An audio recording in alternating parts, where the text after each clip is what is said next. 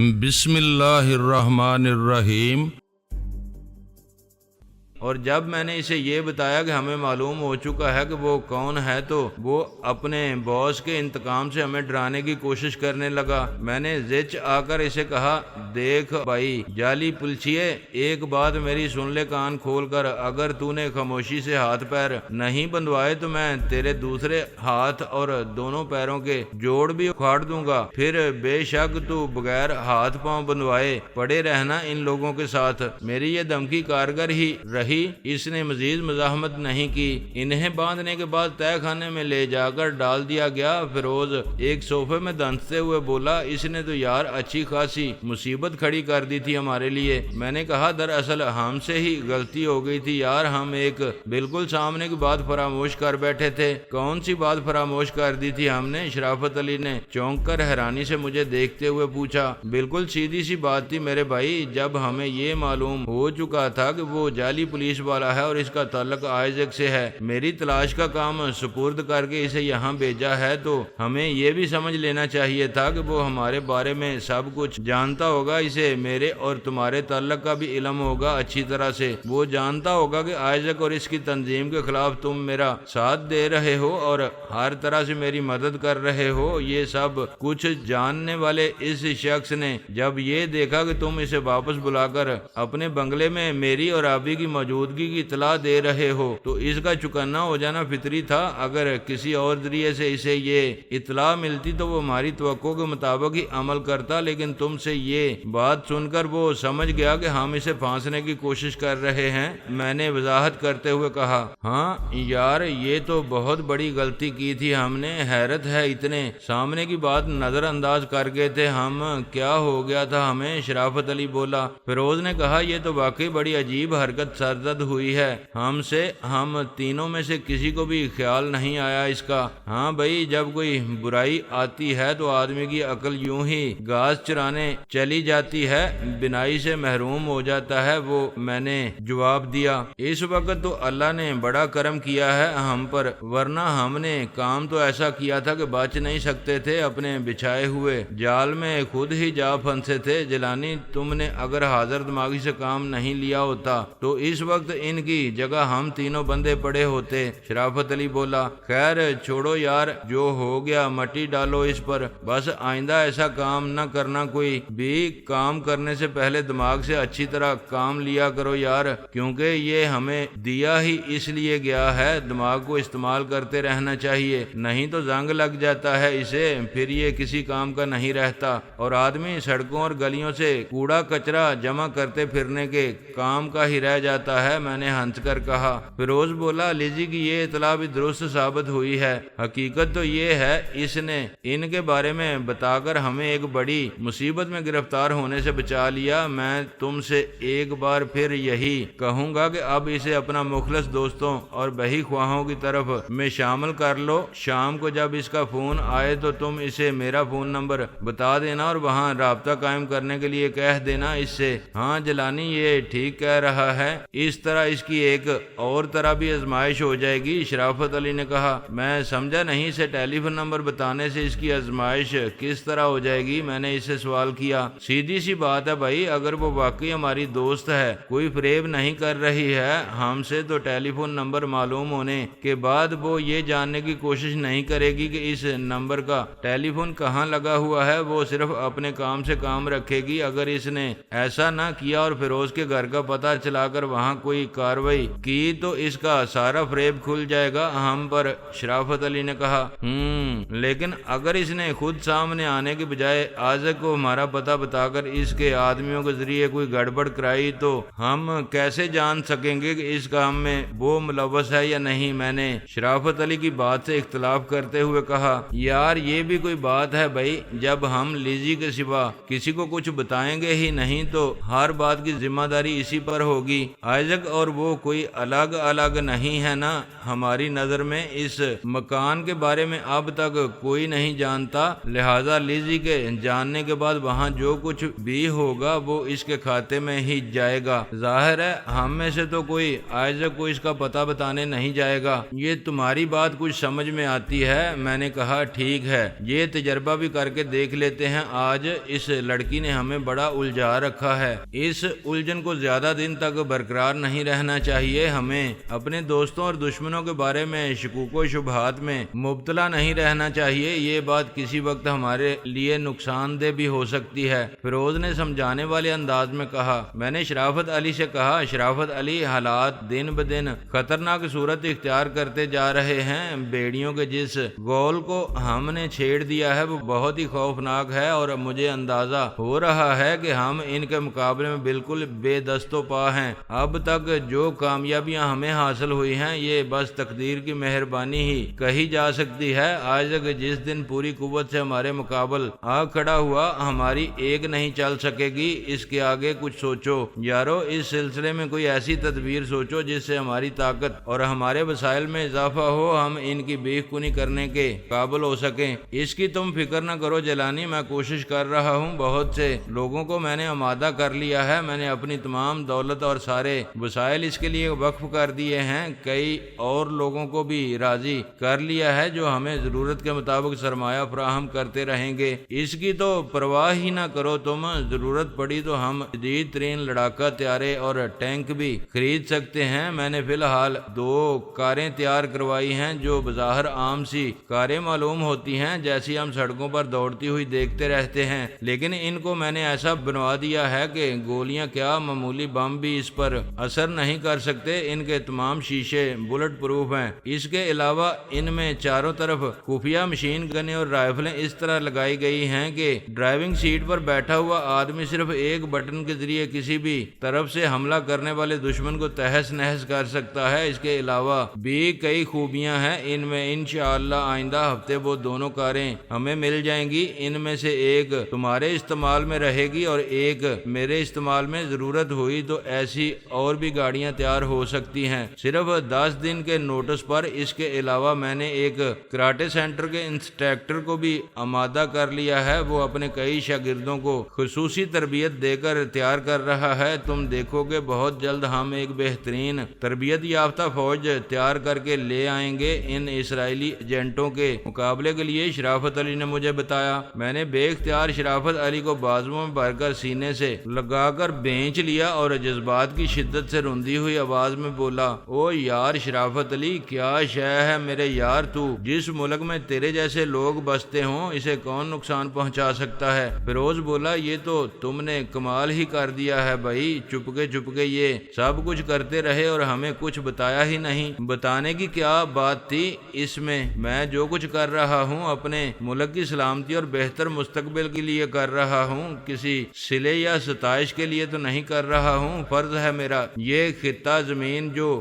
آج میرا وطن ہے، جس کے نام سے میں پہچانا جاتا ہوں، جس کے حوالے سے اقوام عالم میں شناخت کراتا ہوں، میں اپنی اگر یہ نہ رہی تو میری اور میرے بچوں کی کوئی پہچان بھی نہیں رہے گی۔ یارو، ہم دنیا کی آزاد قوموں میں کس کے حوالے سے شناخت کرائیں گے اپنے آپ کو؟ کیا دنیا ہم پر ہنسے گی نہیں کہ یہ وہ لوگ ہیں جن کے بزرگوں نے دنیا میں انہیں ایک باعزت مقام دلوانے کے لیے انتھک محنت اور بے شمار قربانیوں کے بعد ایک آزاد وطن حاصل کیا تھا، زندہ قوموں میں انہیں مقام دلایا تھا، لیکن یہ ایسے نکارہ نااہل اور ناعاقبت اندیش لوگ ہیں کہ سندھی، بلوچی، پختون، پنجابی اور بنگالی میں تقسیم ہو کر رہ گئے۔ یہ ایسے کور چشم ہیں کہ دوست اور دشمن میں تمیز نہ کر سکے اور ایک متحد اور مضبوط قوم بن کر رہنے کے بجائے کئی چھوٹی چھوٹی قومیتوں میں بٹ کر کمزور اور بے سہارا ہو گئے کہ جس کا دل چاہے انہیں ایک ایک کر کے ہڑپ کر جائے۔ نہیں میرے دوست، میں ایسا کبھی نہیں ہونے دوں گا، یہ یہودیوں کی سازش ہے۔ وہ جانتے ہیں کہ دنیائے اسلام میں پاکستان ہی ان کے مذموم ارادوں کی تکمیل میں سب سے بڑی رکاوٹ ہے۔ جب تک پاکستان مضبوط اور متحد ہے، وہ دنیائے اسلام کو غلام بنانے کے اپنے صدیوں پرانے خواب کو شرمندہ تعبیر ہوتے نہیں دیکھ سکیں گے۔ چنانچہ وہ پاکستان پر ہر جانب سے یلغار کر رہے ہیں، ہمیں کمزور کر کے تباہ کرنے کے لیے وہ کسی سے 4 قومیتوں کا نعرہ لگوا رہے ہیں، کسی کے ذریعے صوبائیت کا پرچار کر رہے ہیں اور کہیں پاکستان کے خلاف نعرے لگوا رہے ہیں۔ ہم اگر اب بھی ہوش میں نہ آئے، اب بھی ہم نے ملک کے خلاف کام کرنے والوں سے رواداری برتی اور جمہوری آزادیوں کے نام پر یہ سب کچھ برداشت کرتے رہے تو تاریخ شاہد ہے میرے دوست کے وقت گزر جانے کے بعد پچھتاووں کے سوا کچھ باقی نہیں رہتا۔ جب یہ ملک ہی نہیں رہے گا تو تمہاری یہ جمہوریت، رواداری اور آزادی کہاں رہ جائے گی جس کے نام پر آج ملک کو بربادی کے تار تک لے جایا جا رہا ہے۔ آفرین میرے بھائی، اے کاش ہمارے ملک کے یہ جذباتی نوجوان بھی اس بات کو سمجھ سکیں کہ وہ لوگ، وہ ممالک جو انہیں اپنے ملک میں تخریب کاری کی تربیت دے رہے ہیں اور ان پر بے شمار دولت صرف کر رہے ہیں، وہ ان کے اور ان کے ملک کے دوست کس طرح ہو سکتے ہیں۔ اے کاش وہ یہ جان سکیں کہ وہ اپنے آج کو روشن بنانے کے لیے جو کچھ دوسروں کے اشاروں پر کر رہے ہیں وہ دراصل ان کا کل تاریک کرنے کے لیے دشمن کی ایک چال ہے۔ اگر وقت گزرنے کے بعد انہیں اپنی غلطی کا احساس ہو بھی گیا تو پھر کیا ہو سکے گا؟ وہ اپنے اس گناہ عظیم کا کفارہ کس طرح ادا کر سکیں گے؟ وہ جنہوں نے اپنوں سے منہ موڑ کر غیروں سے ناتا جوڑا، ان کے انجام سے تاریخ بھری پڑی ہے، مگر نہ جانے کیوں اپنے ملک و قوم کی بربادی میں دوسروں کے ساتھ شرکت کرتے ہوئے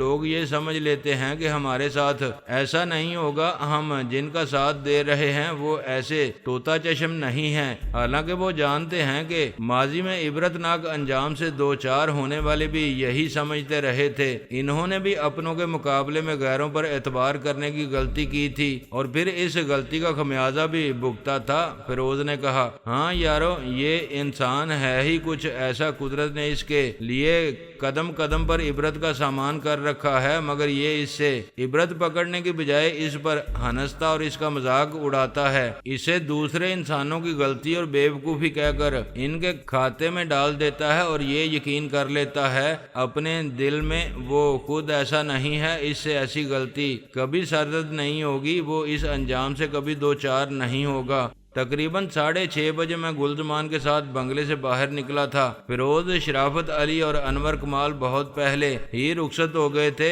کیونکہ ان لوگوں کو دوسرے معاملات دیکھنا تھے۔ مجھے چونکہ 6 بجے لیزی کا فون ریسیو کرنا تھا اس لیے میں یہیں رک گیا تھا اور کسی امکانی خطرے کے پیش نظر فیروز گلزمان کو میرے ساتھ لگا دیا گیا تھا۔ حسب وعدہ لیزی نے ٹھیک 6 بجے فون کر کے مجھے ایک ٹیلی فون نمبر اور ایک پتہ لکھوا دیا تھا۔ میں اس نمبر پر وقت ضرورت اسے کال کر سکتا تھا اور اس کے لیے کوئی پیغام چھوڑ سکتا تھا۔ جواب میں اسے میں نے فیروز کا ٹیلی فون نمبر بتا دیا تھا تاکہ وہ مجھ سے اس نمبر پر رابطہ قائم کر سکے۔ فیروز اور شرافت علی نے لیزی کو اتنی بھرپور انداز میں وکالت کی تھی کہ میں اس کی طرف سے بڑی حد تک مطمئن ہو گیا تھا اور میرے دل میں اس کے لیے جو لطیف جذبات تھے جنہیں میں نے گریگری سے حاصل ہونے والی اطلاعات کے بعد دل کے کسی ویران اور سرد خانے میں ڈال دیا تھا، وہ دوبارہ سر ابھارنے لگے تھے۔ میں دل ہی دل میں یہ دعائیں کرنے لگا تھا کہ کاش وہ وہی کچھ ہو جو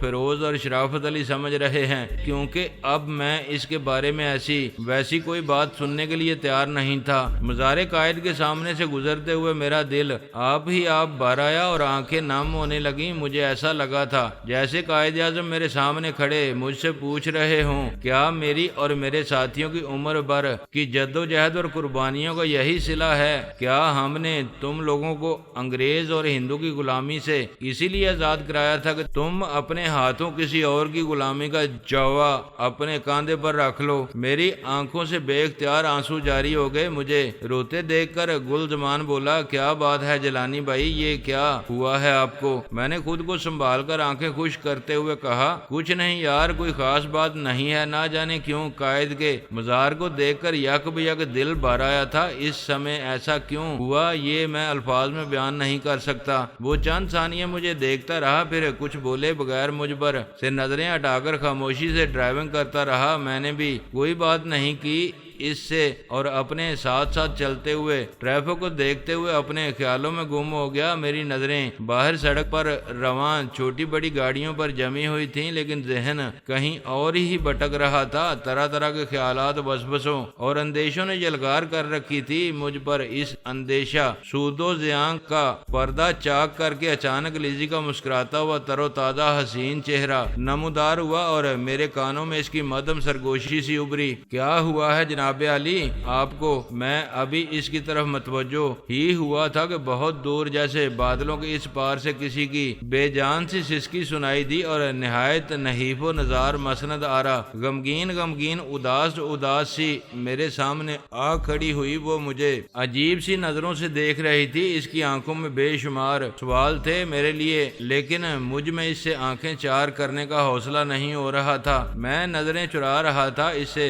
کیونکہ میں مجرم تھا اس کا۔ اس نے مجھے ٹوٹ کر چاہا تھا۔ اپنے سپنوں کی حسین وادیوں میں وہ مجھے ساتھ لیے پھرتی تھی۔ اس کے نازک حنائی انگلیوں نے بار بار مجھے کینوس میں سجا کر دیکھا تھا اور بڑی امیدیں باندھی تھیں اس نے مجھ سے، لیکن میں نے ایک ذلیل شخص آہو کے کہنے پر اس کے باپ کو مٹی میں ملا ڈالا تھا۔ انجانے ہی میں صحیح، مگر یہ جرم سرزد تو ہوا نہ مجھ سے۔ میں نے سوچا تھا میں اسے ایک نہ ایک دن راضی کر لوں گا، وہ مجھے معاف کر کے اپنے دل کے دروازے ایک بار پھر میرے لیے وا کر دے گی۔ لیکن پھر اس کی بہن سربری خانم نہایت ہی بیدوں برے انداز میں میری راہ میں حائل ہو گئی، اور پھر تو مجھ میں مسند آرا کا سامنا کرنے تک کی طاقت نہیں رہی۔ میں بالکل ہمت ہار بیٹھا اور اپنے دل پر صبر کا پتھر رکھ لیا۔ آشا نراشا میں تبدیل ہو گئی تو مسند آرا میرے دل کے کسی تاریک گوشے میں جا چھپی، اور میں وقت سے پنجہ لڑانے میں ایسا مصروف ہوا کہ پھر اس کا خیال ہی نہیں آیا مجھے۔ میں اسے تقریباً بھول ہی چکا تھا، اور اگر وہ کبرا مجھے آہو کے انجام اور سربری خانم کی گرفتاری کے بارے میں بتانے کے بعد یہ نہ کہتا کہ سربری کا وہ بچہ جسے وہ میرے نام سے منسوب کرتی تھی مسند آرا کے پاس پرورش پا رہا ہے، تو مجھے اب بھی اس کا خیال نہ آتا۔ آہو بڑا ہی سنگ دل اور ظالم شخص تھا۔ اس نے سب سے بڑا ظلم تو یہ کیا تھا کہ میرے اور مسند آرا کے درمیان ایک ایسی خلیج قائم کر دی تھی جسے عبور کرنا یا پاٹنا میرے لیے کسی طرح بھی ممکن نہیں تھا۔ اس خلیج کے ایک طرف میں تھا اور دوسری طرف مسند آرا تھی، اور ہمارے درمیان اتنا فاصلہ تھا کہ میری کوئی فریاد، کوئی دلیل اس کے کانوں تک نہیں پہنچ سکی تھی۔ اس وقت مسند آرا کے خیال نے میرے دل کو بری طرح مسل کر رکھ دیا تھا۔ میرے ذہن کی سکرین پر کبھی مسند آرا کی معصوم اور مغموم شبیہ ابھر آتی تھی، اور کبھی لیزی کا ہنستا مسکراتا کھلے ہوئے کمل جیسا حسین چہرہ ابھر آتا تھا۔ پھر دونوں تصویریں ایک دوسرے کو دھکیل کر آگے آنے کی جستجو میں باہم الجھنے لگتی تھیں۔ میرے سینے میں طوفان اٹھتے ہوئے محسوس ہونے لگتے تھے۔ ایک ہلکا سا جھٹکا لگا تو میں چونک کر دل و دماغ کی اس کشمکش سے باہر نکل آیا۔ ہماری کار ایک جگہ رکی ہوئی تھی اور میری آنکھوں کے سامنے تا حد نگاہ سمندر ٹھاٹھے مار رہا تھا۔ میں نے گلزمان کو دیکھا، وہ میری نگاہوں کا مطلب سمجھ کر مسکراتے ہوئے بولا، آپ مجھے کچھ پریشان سے لگ رہے تھے جیلانی بھائی، لہذا میں دل بہلانے کے لیے ادھر ساحل سمندر پر لے آیا آپ کو۔ سورج سمندر کے اس پار آدھا غروب ہو چکا تھا۔ شام کے سائے ہر سو پھیل چکے تھے۔ ساحل پر دور اکا دکا آدمی سمندر کی سرکش لہروں سے الجھتا دکھائی دے جاتا تھا۔ ہر سمت ویرانی کا راج تھا۔ میں اپنی طرف کا دروازہ کھول کر کار سے باہر نکلتے ہوئے بولا، یہ تم نے بہت اچھا کیا برادر، مجھے ساحل سمندر سے غروب ہوتے ہوئے سورج کا منظر بہت اچھا لگتا ہے۔